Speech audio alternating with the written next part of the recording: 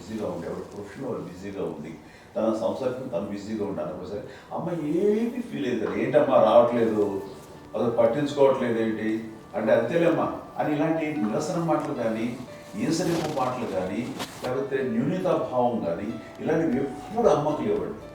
వచ్చారు అబ్బాయి ఏం చేసి పెట్టడా చెప్పండి అంటూ చాలా పాజిటివ్ ఉండి ఇప్పటికీ కూడా తను సపరేట్ కిచెన్ మా ఇంట్లో ఎంతో అడుగులు వేరే కిచెన్ ఎందుకంటే అమ్మకి మోస్ట్ స్ట్రెస్ బస్టర్ వచ్చేసినా లేకపోతే ఏదో రిలీఫ్ ఏంటంటే తన కిచెన్లో కూర్చొని వండుకు తింటాం, వండి అందరికి పెట్టాం. ఇప్పటికీ కళ్యాణ్ బాబు అక్కడక్కడ తిరిగేసి ఎక్కడో చేసి నిరసన చేసి అన్ని రకాలుగా చేసి వస్తే అమ్మకి చాలా జాలి. ఆడేదో ఇంక మేము గుడ్లో కష్టపడుతున్నాం కానీ ఆడి ఎంటలో వెళ్ళేదో మీకు టీవీలో వాటిలో అది ఎక్కువగా చూపించేసరికి వాడే కష్టపడతారు, మేము కష్టపడలేదు ఫీల్ అమ్మకి అందులో వాడు రాగానే ఎలా వచ్చావా అని అమ్మ ఎక్కడ కళ్యాణ్ బాబు అంటే ముందు అమ్మను కానీ ఎక్కడ కళ్యాణ్ బాబు తను ఎక్కడ ఉంటాడు ఏమో ఉంటుంది తెలుసు అది తెలిసిన తర్వాత ఎక్కడ తను వాడికి ఇష్టమైన బిర్యానీ అవి చేసి చక్కగా పంపించి అన్నీ చేస్తుంది. అట్లాగా బిడ్డలకి పెట్టడమే తప్ప బిడ్డల నుంచి ఈ వయసులో ఎక్స్పెక్ట్ చేయడం లేకపోగా కొంచెం పట్టించుకోవట్లేదు అనే ఒక న్యూనత భావంలోకి వెళ్ళిపోయి సైకలాజికల్ డిప్రెస్ అయ్యే మదర్ మాత్రం కాదు. ఆ రకంగా మాకందరికీ భరోసా. మేము కూడా పెద్ద అయినా బిడ్డలు వాళ్ళ ప్రవృత్తి ఉద్యోగరీత్యా వాళ్ళు వృత్తిరీత్యా వాళ్ళు దూరం అయిపోయి మనల్ని చాలా కమ్యూనికేషన్ గ్యాప్ వచ్చినా సరే బిడ్డలు నాకు దూరం అయిపోయి పట్టించుకోవట్లేదు, ఇలాగే చూసావా వెళ్ళి ఎంత ఇదిగా ఉదయ్యేవాళ్ళు వీళ్ళ గురించి ఇప్పుడు ఏమైపోయాను అన్న ఇంత పిక్చర్ బాధపడలేదు వాళ్ళకి అంటూ నెగిటివ్ సైడ్ ఆలోచించే విధానం లేనే లేదు. అది మా అందరికి ఎంత కంఫర్టబుల్ అంటే అంత అయితే కదా. చూసుకోకపోతే మాధవ్ చూసుకుని మాధవ్ లేకపోతే నాగబాబు వెళ్తుంటాడు కడియడం వల్ల మా విజయ్ చూసుకుంటున్నది సరే నాకు కళ్యాణ్ బాబు తను చూసుకుంటుంటాడు ఇలా ఎవరో కూడా వెళ్తూ ఉంటాం. అమ్మ మాత్రం అది వెరీ గుడ్ హెల్దీ. నేను చాలా మంది తల్లిదండ్రులు చూశాను, వాళ్ళు చాలా ఇబ్బంది పడుతూ ఉంటారు, పట్టించుకోవట్లేదు మేము అర్థం చేసుకోగలము కానీ వాళ్ళు వస్తే బాగుంటుంది కదా అనేది ఉంటుంది, ఫీల్ అవుతారు. అవును, అలాంటి ఫీల్ ఏం లేదు. పైగా బిడ్డలు వస్తే వాళ్ళకి ఏం చేసి పెట్టాలా అనే ఆలోచన అది వెరీ హెల్దీ. చాలా మంది ఆచరించాల్సిన ఒక విషయం అనుకుంటాను.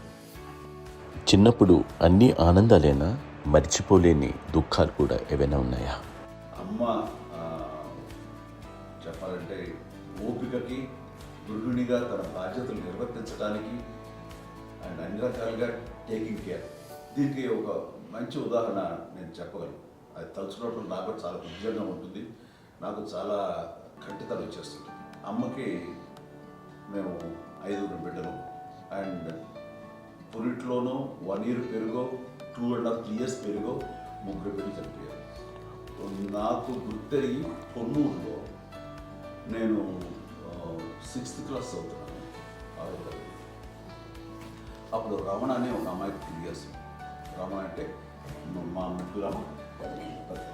మా ముగ్గురికి కంటే పెద్దది, మా కంటే పెద్దది, కళ్యాణ్ బాబు కంటే పెద్దది, మాకంటే మధ్యలో పిల్ల. తనకి అప్పట్లో మా నాన్నగారు ఉద్యోగరీత్యా క్యాంపుకి వెళ్ళిపోతుండేవారు. ఏమి ఉంది నాన్న చెప్పాలంటే ఫుడ్లో కష్టపడేవారు, ఇంకా నాన్న చెప్పినట్టు కదా, నాగో చెప్పినట్టు. కానీ ఇంటి బాధ్యత, ఇంటి పనులు, రోగాలు వచ్చిన రుచులు వచ్చిన హాస్పిటల్కి తీసుకెళ్ళాలట ఏదైనా సరే అమ్మే పడేది.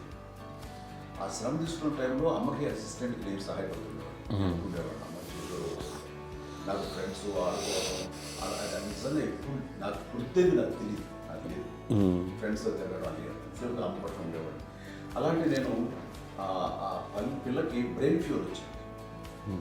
ప్రభుత్వ ఆసుపత్రి పొన్నూరులో ఆ పిల్లని చేర్పించినప్పుడు 2-3 days అయిన తర్వాత ఒక బ్యాడ్ న్యూస్ వినాల్సి వచ్చింది. తెల్లారికి కాన్షియస్ పోయింది, ఏం చేయాలో తెలియదు. అమ్మ వయసు చిన్నదే.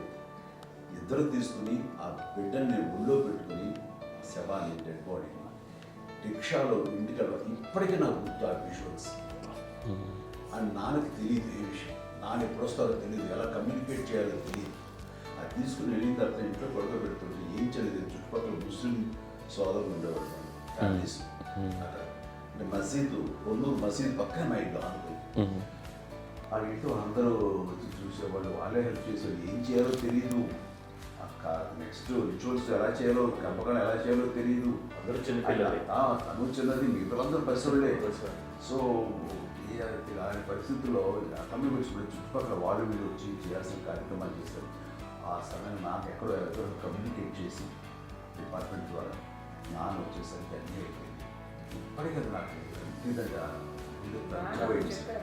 మేము ఇలా ఎన్ని పురుషులు ఎన్నుకుంటున్నామంటే ఎలాంటి ఇది లేకుండా జాగ్రత్త అనే ఒక హెచ్చరికలాగా చేస్తూ అండ్ పంపించాలని సపోర్ట్ చేసి అండ్ ఎప్పుడైతే నా మీద నమ్ముకుంటే నేను ఏ నిర్ణయం తీసుకున్నా మరో మాట అది తనకి హాస్పిటల్ పెద్ద ఫోబియా. నేను ఎక్కడికి వస్తాను హాస్పిటల్. ఈ మధ్యకాలంలో సరే అమ్మ మోకాల ఆపరేషన్ జరిగింది. అమ్మను కొంత బాధపడుతున్నావు, అసలు ఈ రోజున వచ్చిన మెడికల్ అడ్వాన్స్మెంట్లో నీకు అసలు ఏ బాధ తెలియకుండా మోకాల ఆపరేషన్ రీప్లేస్ చేస్తారు అని వీళ్ళందరూ చెప్పడానికి భయపడతాను. ఎందుకంటే ఫస్ట్ ఎలా నాకు సపరేట్ అవుతాను ఎలా చెప్పాలి తెలియదు. ఒక్క వీళ్ళంతా కలిపి నీ మాట వింటుంది, మాట మీద నువ్వు చెప్తే వింటుంది. సరే నేను చెప్పాను అంతే. ఏదో నాలుగు పావు ముందు చెప్తే ఎలా అవుతున్నారా సరే ఇష్టం రా లేదులేమా ఊరికి పర్లేదు అన్న. మళ్ళీ ఇంటికి వచ్చాక మళ్ళీ ఇంకొక తెప్పించి ఇంకో మిషన్ తెప్పించి మళ్ళీ టెస్ట్ చేయించి అందరూ బాగుంది ఏమీ లేదు అన్న తర్వాత అప్పుడు పుస్తకంతో పడ్డాడు. ఏదో ఉంది మమ్మల్ని టెస్ట్ చేయించాలని చెప్పి శ్రద్ధ ఎక్కువ. మీ పిల్లలకి సంగీతం డాన్స్ నేర్పించారని విన్నాం, అది నిజమేనా? దానికేమో డాన్స్ నేర్పించడం కానీ అది నేర్చుకోలేదు, నాకు వచ్చేసి ఇప్పుడు డాన్స్ స్టార్ ఎదిగారంటే అది మా పెద్ద చెల్లి విజయ కారణం. అప్పుడు తనకి 5 ఏళ్ళు, నాకు 9 ఏళ్ళు ఉంటాయి. ఒకటి 10-11 ఏళ్ళు ఉంటాయి నాకు. బాపట్లనా? సో బాపట్ల చాలా చిన్నది, 5 ఏళ్ళు. నాకు ఒక 11-12 ఏళ్ళు.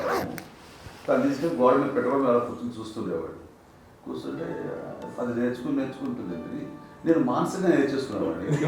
ఇప్పటికీ ఆ స్టెప్స్ ఏమిటి వేస్తాను అంతేంది. ఇప్పుడు దాన్ని తరబడతాయి. ఇంకోటి ఏంటమ్మా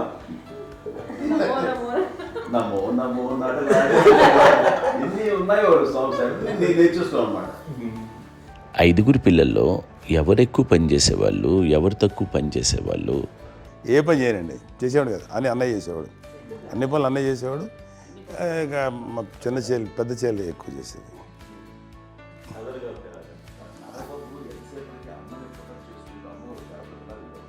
అదే అబద్ధం అండి. అది అన్నయ్య నన్ను గౌరవంగా మాట్లాడుతున్నాడు కానీ అన్నయ్య అవుట్ ఆఫ్ ప్రొటెక్షన్ మాట్లాడుతున్నాడు కానీ అవుట్ ఆఫ్ మాట్లాడుతున్నాడు కానీ అసలు ఎప్పుడు ఏ పని చేయలే.